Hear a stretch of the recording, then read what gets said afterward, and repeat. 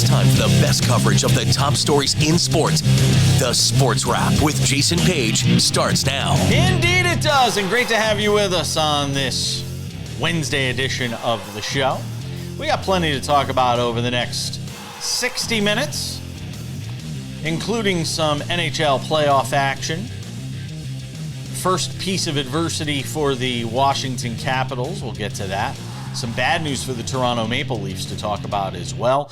A trade in the NFL. I know there's actually NFL news to get to as a trade is made. The Dallas Cowboys trying to improve themselves at the wide receiver position.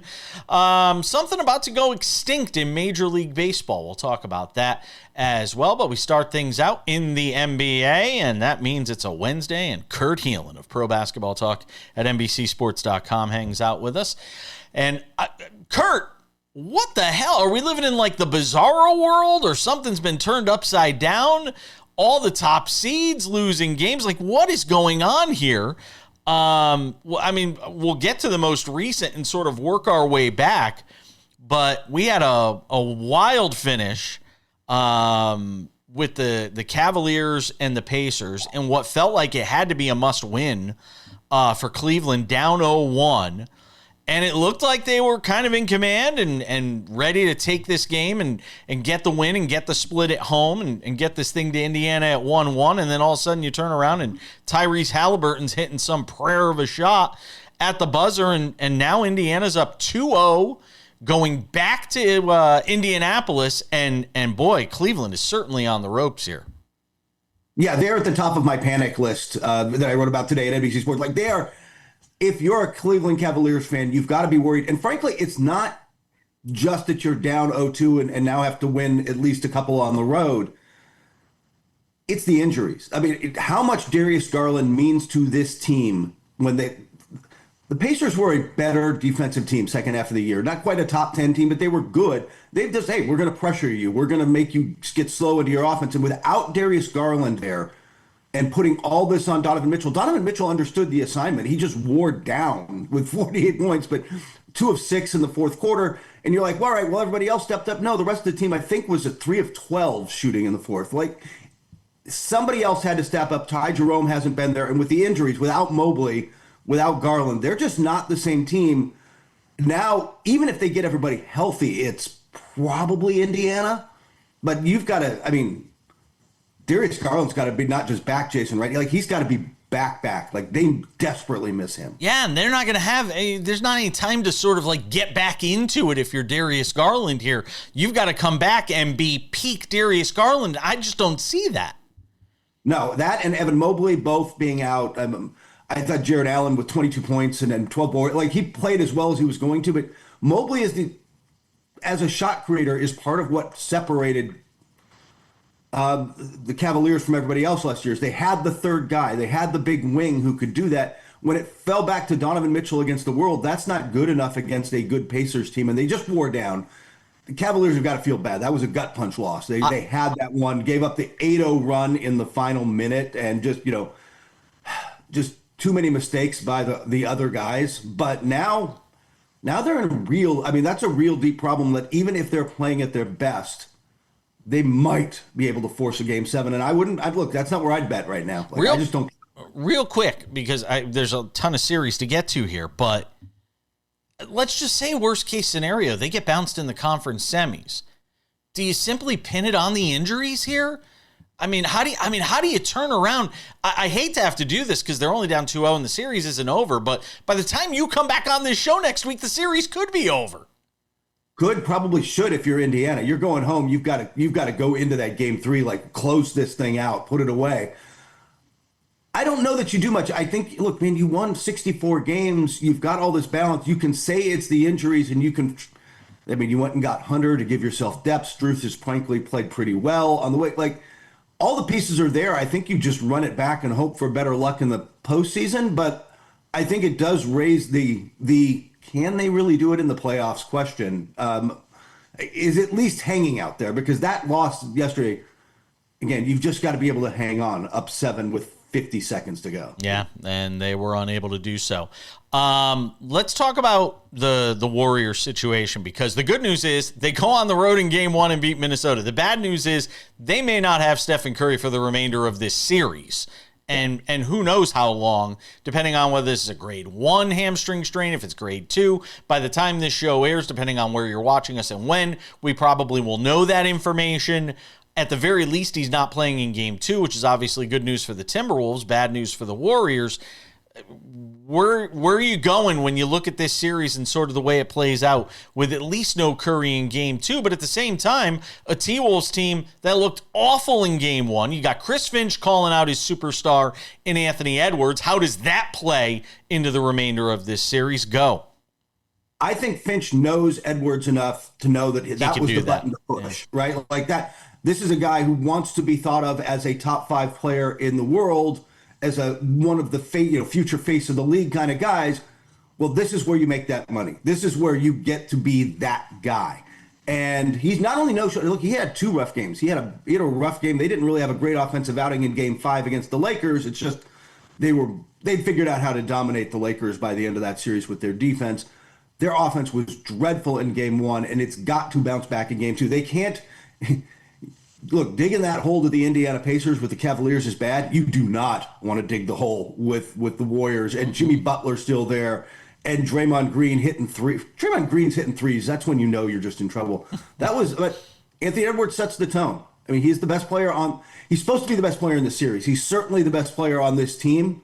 And if you start 0 of 10 and have 1 point in the first half and you're just flat, everybody's going to be flat. And they never got out of it. They just never fully came around until you started to see a spark of life too late. There's no way the Warriors can win this series if Curry's out the rest of the series, though, is there? I'll be honest with you. I don't think they win the series if Curry's could come back next game. Look, I still think Minnesota's the better team. I picked them, frankly, in 5. I thought they'd kind of rolled them. They had a horrible first game, but I think they're one of those teams where, and we can talk about this with Oklahoma City later at some point, what did you learn? What are you learning? Are you able? This is where you have to take that next step as a team. They kind of did it against the Lakers. Can they do it in this series? Can they come back? And again, if you don't have Curry, you should be able to hold the Warriors to under 100 points every night.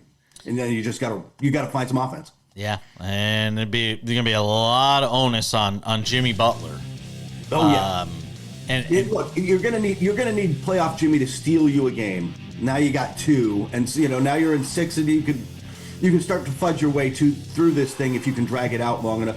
But like you said, if this is just a grade 1 sprain, that's a minimum of a week. Yeah. Minimum, more like 10 to 12 days. We're hanging out with Kurt Helin, Pro Basketball Talk at NBCSports.com. We'll come back. 2 other series to get to as we do the NBA playoff talk.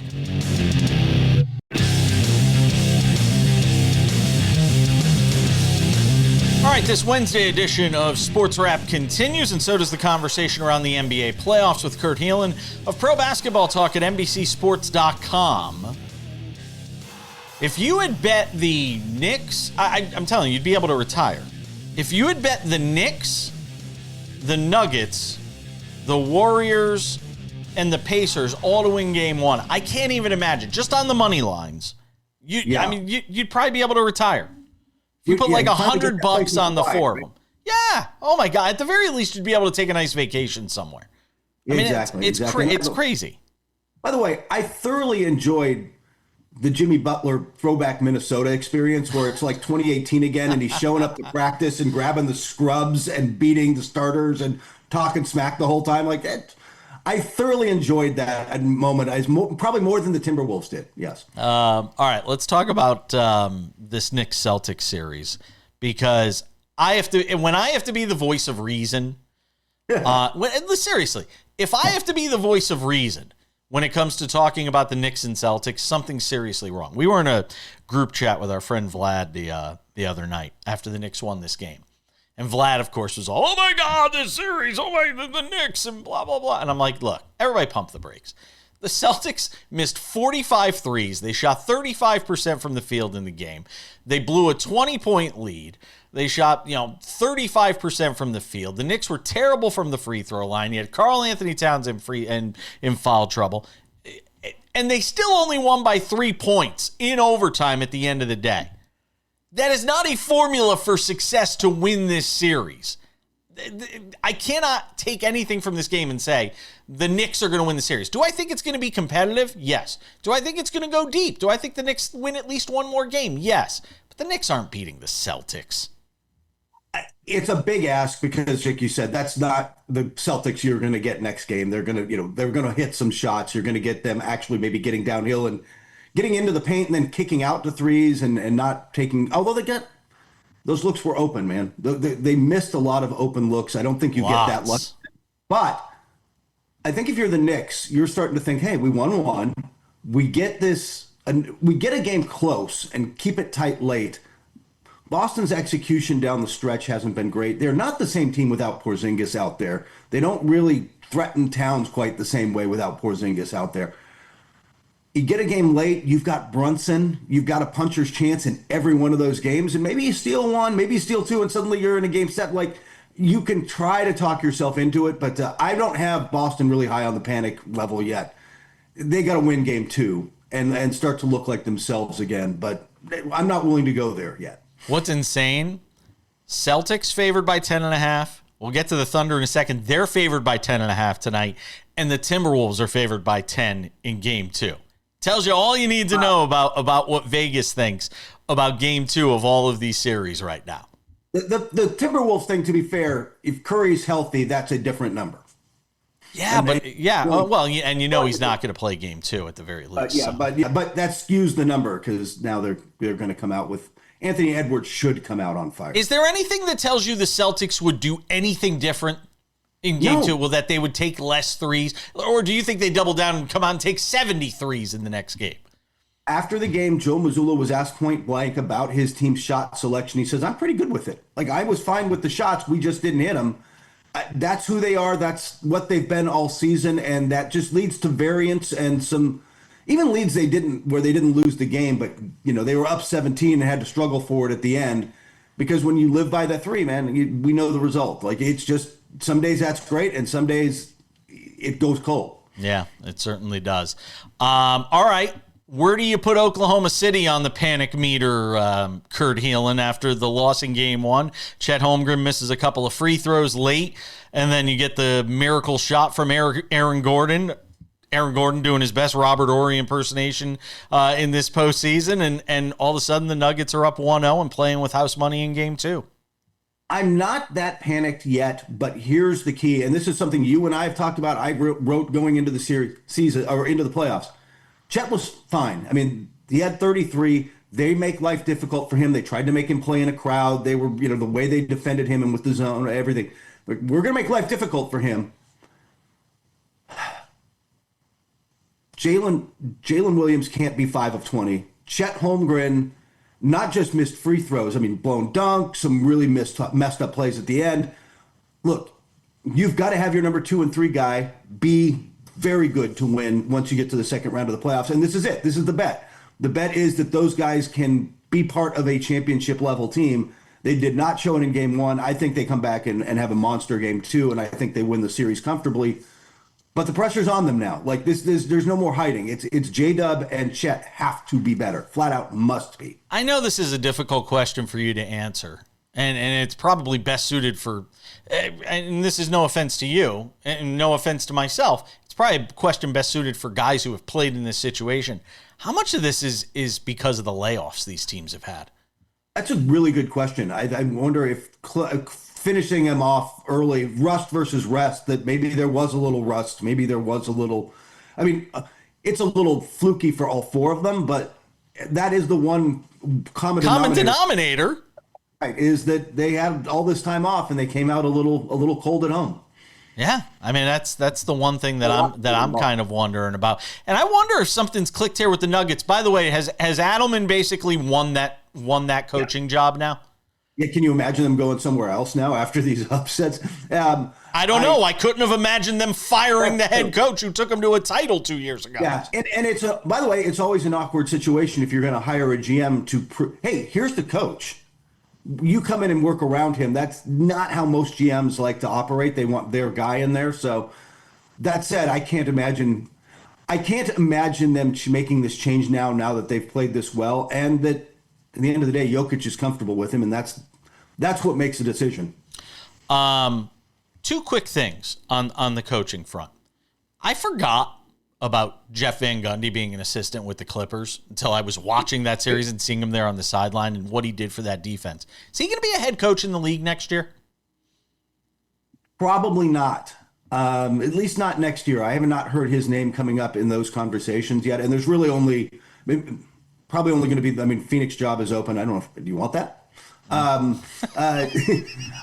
Jeff can be kind of picky. He's in a really good spot working with Ty Lue in an organization that treats its coaches and players very well now under Steve Ballmer.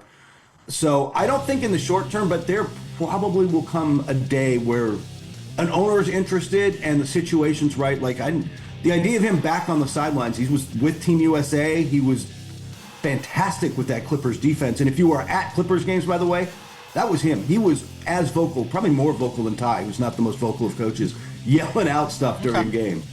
Kurt Helin, Pro Basketball Talk at NBCSports.com. Check out his panic meter for the playoffs. Always appreciate you, my friend.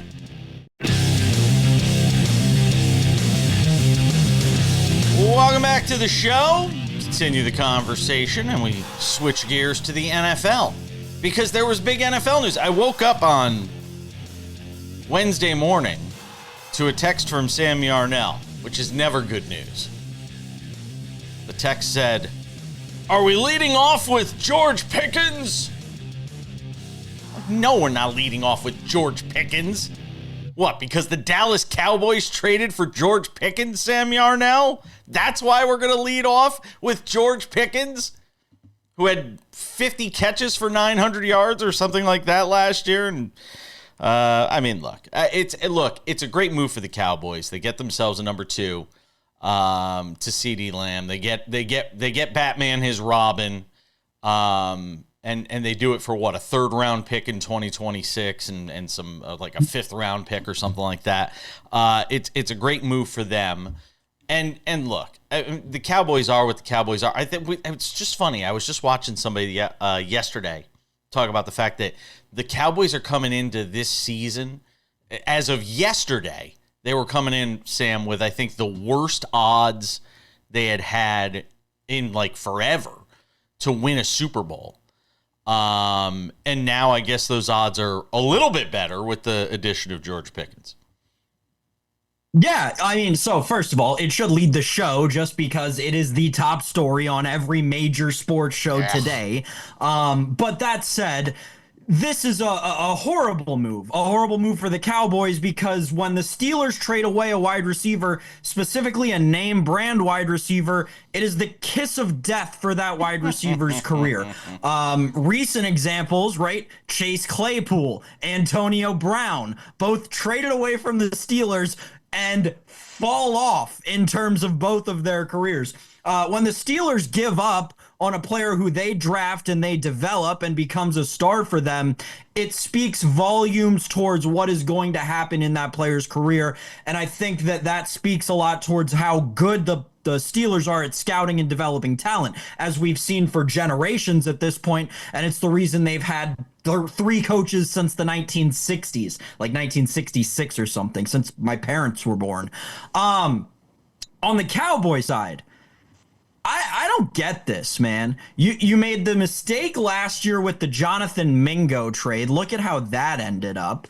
And you're just essentially, I'm not comparing George Pickens to Jonathan Mingo. Obviously, the compensation's a little different. You gave up a 5th then, you're giving up a 3rd now, but the writing is on the wall with George Pickens. A lot of people said, even when he was successful in Pittsburgh, that it was the only place where a guy with his attitude could be successful. Now you're going to put him in Dallas alongside Jerry Jones, with the ghost of Ezekiel Elliott still wandering the halls there in Jerry World.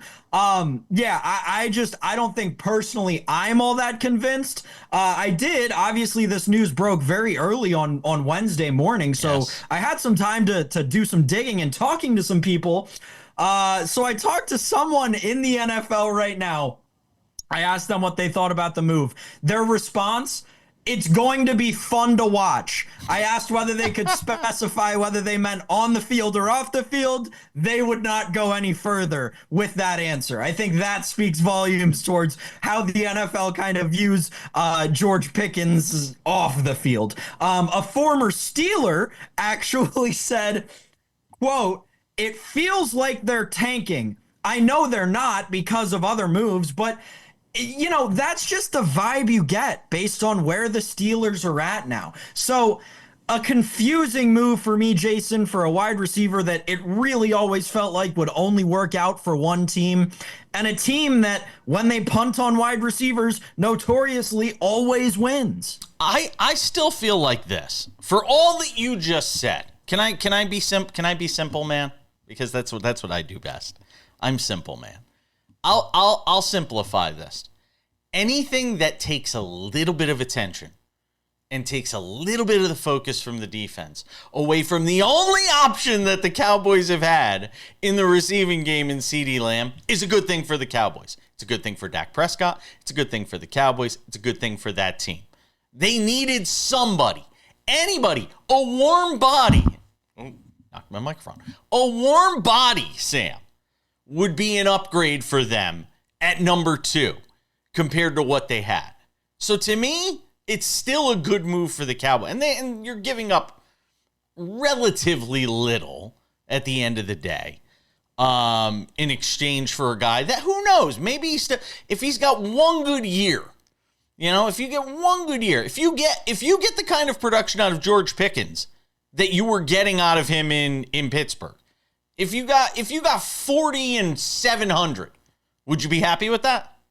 Well, that's the other part of this, right? He has 1 year left on his contract. So, now you're dealing with a wide receiver who is notorious for being emotional on the field between the football lines. Now you're going to deal with him wanting a new contract while in Jerry World. Oh, and by the way, remember a few weeks ago, Jason Page, or maybe it was even more than that, at the owners' meetings when Jerry Jones was talking about the Micah Parsons contract discussions and said, we don't involve the agent. I don't even know who that agent is. Do you remember that? Yes, I do. Yeah, that same agent, by the way, represents George Pickens, whose contract is up at the end of this year, who Jerry Jones just traded for. It's a mess in Dallas. Can we ask one more question about this in the final minute and 30 we have left?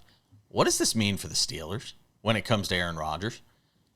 What are you doing if you're Aaron Rodgers? You watch the Steelers make this move. Who are you throwing the football to if you go there? Pat Fryermuth? Like, I mean, what are you doing if you're Aaron Rodgers now and you go and sign with the Pittsburgh Steelers? I mean, and now if you're Rodgers, the game of musical chairs, the music is ended, and there's only one seat left, and it's Pittsburgh. I mean, this is like Rodgers' worst nightmare. If he really did want to play in 2025, and the only option is a Steelers team where you're throwing to nobody, DK Metcalf and Pat Fryermuth. Wow. The biggest loser in this news on Wednesday morning could be Aaron Rodgers.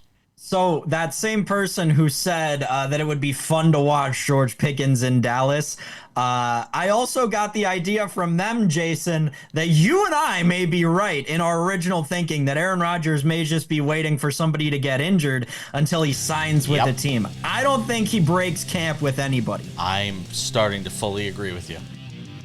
Because somebody will inevitably get hurt, and it could be somebody on a contender. It could have been a contender. And now I'm going to sign Aaron Rodgers. I don't know where, and I don't know what accent that was, but we'll have to wait and see. By the way, if you saw the lighting going wonky on my shot there during we had a bit of a lighting issue, but we fixed it. We're coming back. Much more to do.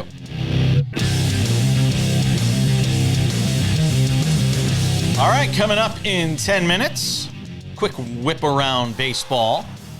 And a thought on we live in an era in baseball where there aren't going to be many more milestones broken.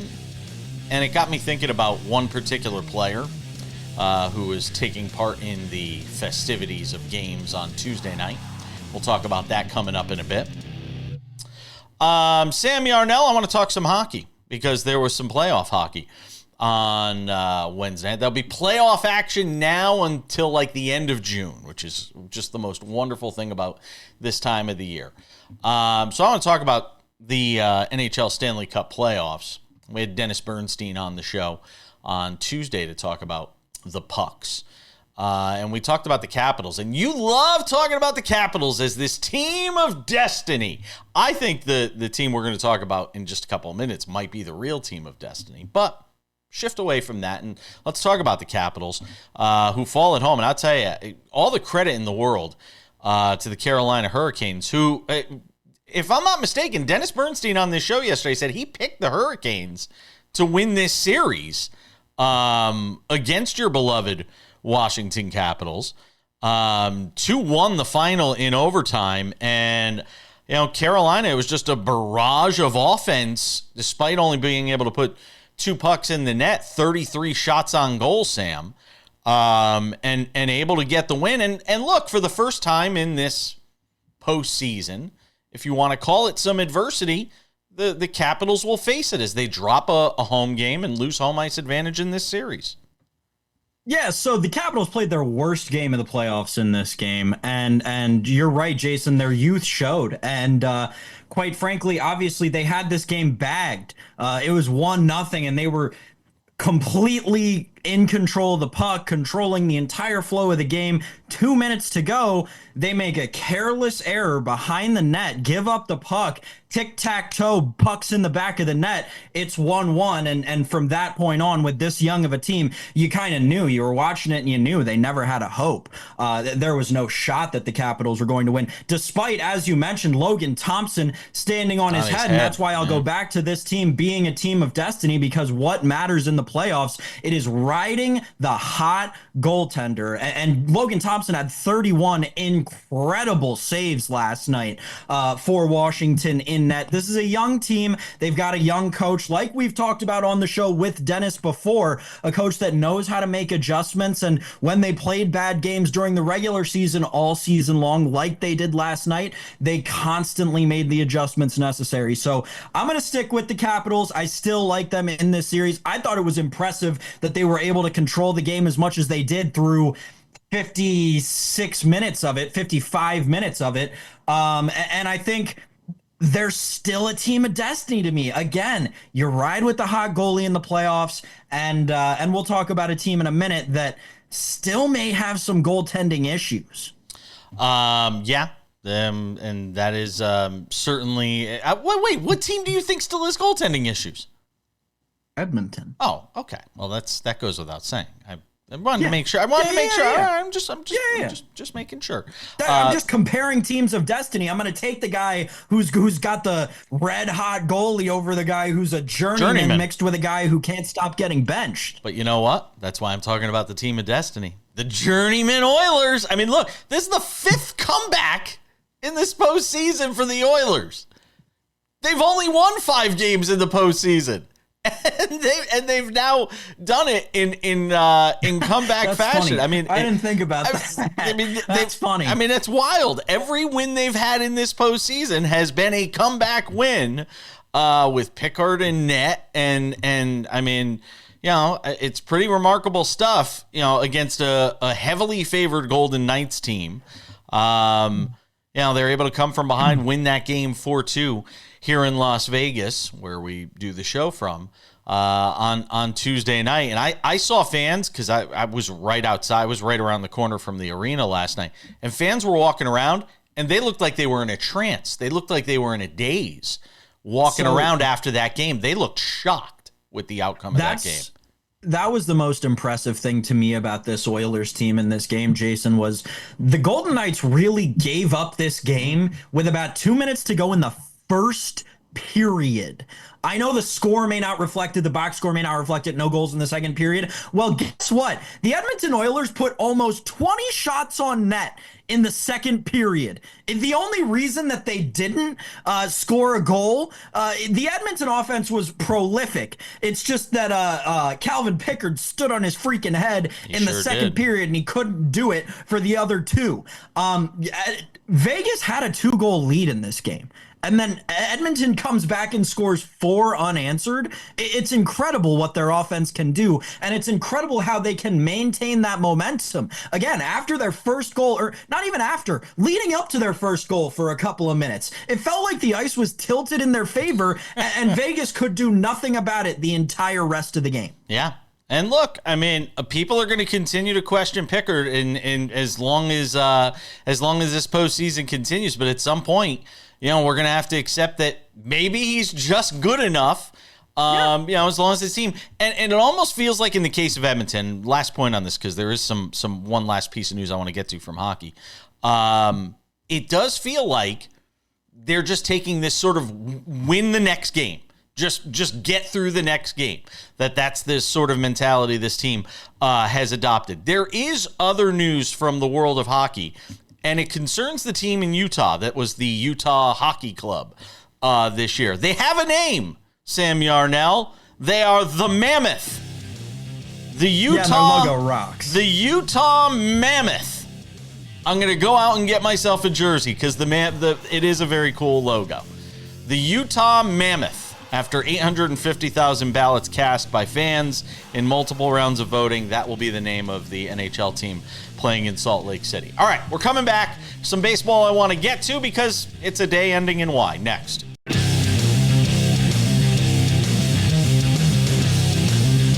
Welcome back to the show. Odds and Ends wraps it up in 10 minutes. Some more news from the NFL to get to in there. Sam Yarnell. It's a day ending in Y, which means we could always talk baseball. David Aardsma will be with us on Thursday's show in his weekly MLB spot. The former big league reliever hangs out with us on the program.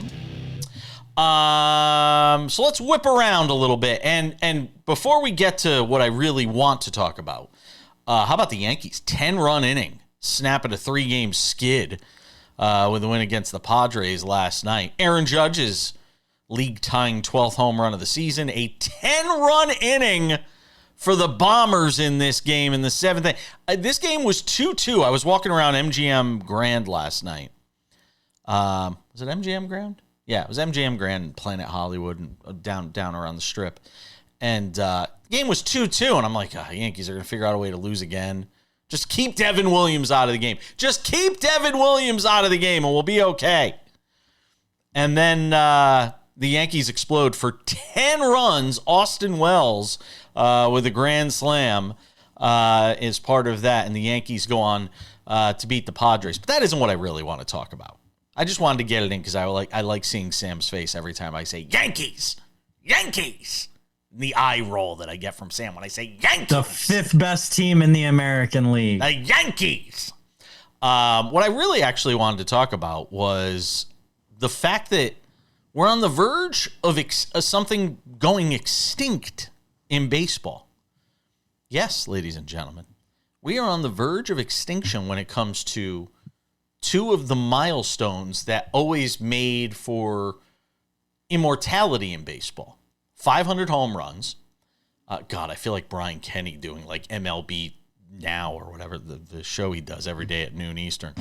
We're on the verge of extinction when it comes to 300 wins for pitchers and 500 home runs for hitters.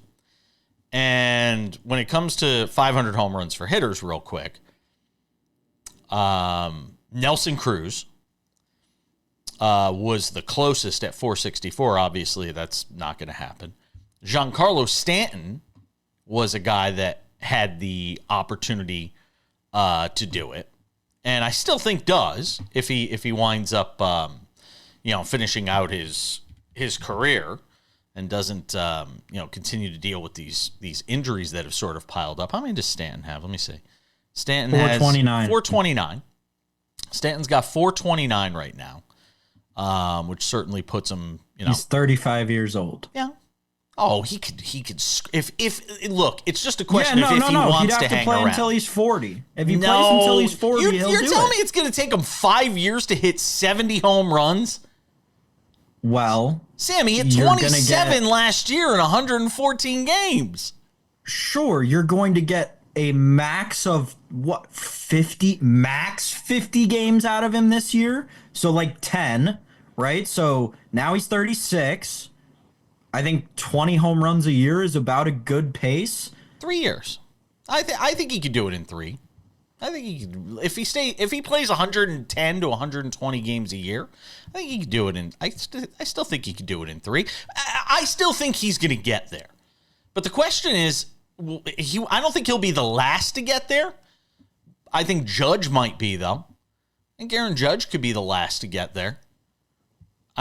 Far more extinct than that, though. We'll move away from that for a second, because I think the one that's far more extinct is going to be pitchers. Is going to be guys getting to 300 wins, and that's where I get to Justin Verlander, who pitched last night and has actually pitched pretty well over his last few starts. He's 0-2 with a 4.5 ERA, 42 innings on the season. He's made 8 starts. Coming off an injury-riddled, season last year. But last night for the Giants, 5 innings, 3 earned, and Justin Verlander at this stage in his career, you wonder, is he going to get there? Is he? And if he does, is he the last? Of that dying breed that gets to 300 wins, Sam, because after that, we went and looked down the list. There isn't anybody who's going to get to 300 wins after Justin Verlander. Max Scherzer is, maybe. But Scherzer was about the only other guy that we looked at that maybe had a possibility to get there. Right. Scherzer's at 216. That's about it. Yeah, so I don't think anyone will. I don't think that, either of them really have a chance to get Verlander's to 300 at 262. Wins. 262. Yeah. He needs 20. Right. Is he going to have 2 more 20-win seasons or 3 more 15-win seasons? I doubt it. Here's the thing. What I hope comes out of that is the death of the wins are a pitcher stat. I hope we just stop considering wins an actual pitcher stat. Great example for this. Look at your MLB leaders right now. Guy in second place in wins in Major League Baseball. Jorge Lopez pitching to a 5-0 record. You'd think, oh, wow, he must be good, right? Nope. 5.68 ERA. I know. I watch him all the time. It's not good. Wins are a horrible stat to use if you're judging literally anything about a pitcher who pitched after the year 1918. To the home run thing. No, come on, it wasn't that bad. I mean, in the 80s, it's still no. Unless you were throwing 8 or 9 innings, guaranteed wins should not count towards pitching stats. Look at Jacob deGrom's career record. All right, back to the home run thing. Yeah. I actually do think there are guys who will reach 500 homers. Look at, namely, Machado's going to be interesting. He could get close to it. Harper, I think, probably will get there. You're talking about guys like Mookie Betts and Matt Olson are like fringe to me, but those guys, all 4 of those guys are going to be pretty close. And don't forget about Juan Soto, obviously, because he's just going to play forever. Yep, in a Mets uniform, ladies and gentlemen. Wins mattered in the 80s, Sam Yarnell. We're coming back.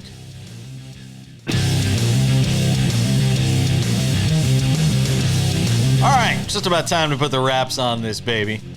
Oh, boy.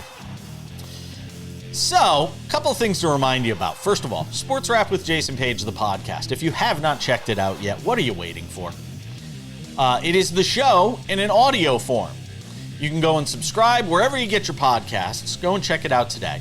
Spotify, Apple Podcasts, YouTube Podcasts, iHeartRadio, TuneIn, Odyssey, Amazon, anywhere you get a podcast, you can listen to this show. You can also watch the show on Spotify every day as well. Every day except yesterday because somebody forgot to upload the podcast. How does that happen? We are a top-notch operation. Also, make sure to go and what was that, Sam? What was that? There were fans reaching out to me saying, "Hey, where's the podcast?" Yeah. It's Tuesday afternoon. I'm looking for my afternoon sports wrap. I was going to watch it on the way home from work. What's going on? There it is, ladies and gentlemen. Elsewhere, there is the Sports Wrap with Jason Page YouTube channel. You can watch this show every day over on YouTube. Well, except for yesterday because we didn't upload the show. You could also get Sports Wrap shorts clips from the show. We just basically did an entire segment on baseball that you didn't even get to see here on television. And that one on basketball. About 1984 and 1985, where we were talking about who won the Cy Young. In 1984, for example, did you know that... Wait, we should tell people Here we go this. again. In 1984, two closers finished 1 and 2 for the Cy Young Award. You got to go and check out SportsWrap Shorts. You will see the video there. That is called a tease over on our YouTube channel, SportsWrap with Jason Page. All right, without any further delay, ladies and gentlemen, time for some odds. And ends.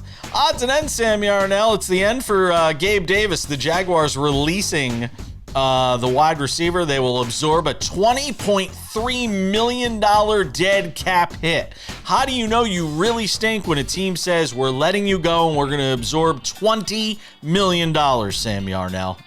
Well, now you're going to make me go and pull it up, but I do think the Jaguars did just do all right in the pass catchers department with Travis Hunter on a pretty cheap deal. And I think they may have drafted another wide receiver. It's right here. No, two running backs, including the Tootin guy out of Virginia Tech, who I really liked. Here's the deal, right? This was clearly a cap casualty when it comes to Gabe Davis. The Jaguars, though, man, they're still an organization that confuses me. And I know they've got this young GM and this young forward-thinking, analytical guy who legitimately looks like he's younger than I am. That's young. And Liam Cohen, who after like triple backstabbing people somehow ended up as the Jaguars head coach. My opinions on the Jaguars have not changed, and I don't think it's this regime issue as much as it's a general franchise curse. Curse. That they're doomed. Like, they're doomed. The Something's going to go wrong, and then three more things will go wrong, and next thing you know, they'll be picking in the top 5 again next year. How old is Gabe Davis? Not even sure. 163 catches, 2,730 yards, 27 touchdowns in 4 seasons with the Bills. Before he signed with the Jaguars, had 20 catches for 239 yards, 2 touchdowns in 10 games in 2024 before he suffered a torn meniscus. They do have Brian Thomas Jr. So yes. Not good news for the Maple Leafs, or is it good news for the Maple Leafs? I'll say it's not good news for the Maple Leafs when it comes to their goalie situation. Anthony Stolar's out for Game 2 against the Panthers after receiving an elbow from Sam Bennett in the opener. We talked about it on yesterday's show. Craig Berube announcing he will not play after he did not participate in the morning skate, Sam Yarnell. Yeah, I mean, we kind of mentioned this with Dennis yesterday, but like, not only is this a problem for the Leafs, it's a problem for the league, just because of how that whole situation played out and the way that he took the puck off the face. And I think a lot of people still think that may be what originally caused like the first concussion. And then obviously the puking on the bench and still no one getting him out of the game. It's becoming a bad look for the NHL. I don't think that it's really going to be as big of a story as it probably should be. But at the end of the day, you know, glad that he's at least, you know, finally getting the help he needs. Absolutely. Sam Yarnell, because it is odds and ends, Sam Yarnell has a proclamation he would like to make in the odds department. Go ahead, Sam. I will just sit here and scoff. Well, here's the thing. My NBA bets are so good that Jason decided to keep me out of the NBA segment today for some reason, because he knew that my takes would just be flying off the wall and they'd all be correct as they always were, because who knows sports better than Sam Y, the sports guy? Absolutely nobody. But if you go on your little FanDuel Sportsbook app and you go over to the East Playoff Series tab and you scroll your way down, you'll find yourself seeing the Indiana Pacers favored over the Cleveland Cavaliers to win this second round series. Now, we all understand that that's objectively crazy when you're talking about a team that just barely won a game against a team that didn't have the Defensive Player of the Year, along with two of 3 of their other mainstay stars. I'm not going to worry about the money line because for the sake of this exercise, I like to insure myself. So we're going to go Cleveland Cavaliers plus 1.5 at plus 102. We're getting plus money on it, Jason. It's a plus money peach. We love that, and we love the Cavs. They're going to beat the Pacers in this one. So you say Cavs plus a game and a half. So you think it's going 7 is what you're saying? At worst. Ladies and gentlemen, the opinions of Sam Yarnell, ... That's all I'm going to say. Don't bet the mortgage on it. That's all I'm going to say. If that series makes it to 6, I'd be shocked. You're right, me too. Cavs in 6. Oh my God. We got to go. David Ardsma on the show tomorrow. Look at that smile.